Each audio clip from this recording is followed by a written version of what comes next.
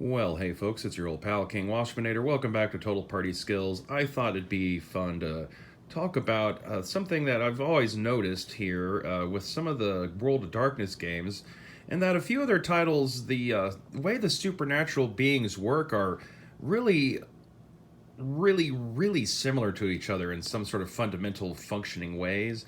With vampires and werewolves, they're distinctly like creatures of themselves.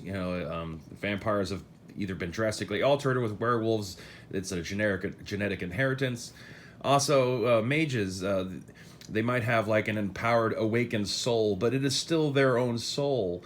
But with these three games, there is kind of an element of possession. That these are all regular humans on some level that have been imbued with the essence of something greater. Changeling is maybe the least of that. It's primarily the she within Changeling that are depicted as directly replacing the original inhabiting spirit of the human that they now inhabit, whereas most of the other Kithane are descendants of people who had been possessed in such a fashion. Whereas with Demon the Fallen and Mummy the Resurrection, they're more directly actually possessed people, both of which often taking human beings who are like right at the moment of death or right after they die, and bonding or replacing their original soul of the body. With Mummy, it's you taking the person who just killed themselves or had some sort of tragic demise at the moment of their death. Their soul enter communion with an ancient Egyptian soul that is still loyal to Osiris, and if they decide that they want to get along and that they provide some sort of balance to each other, then a mummy will be born. And with Demon, it's more just like directly taking over somebody who's in a weak, vulnerable moment, either through death or through some sort of psychological traumatic breakdown, where the demon just completely just takes over the body.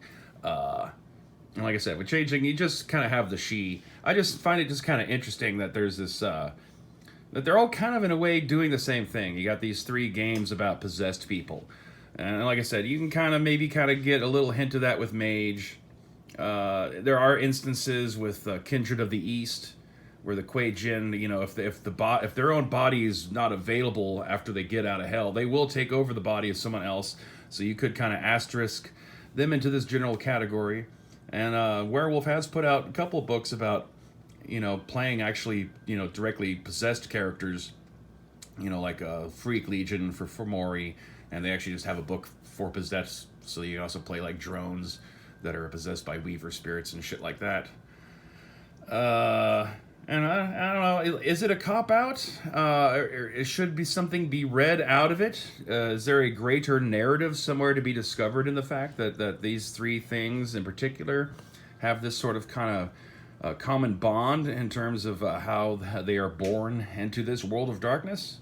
I don't know. It's, worth a little bit of thought, perhaps, here on a Friday afternoon.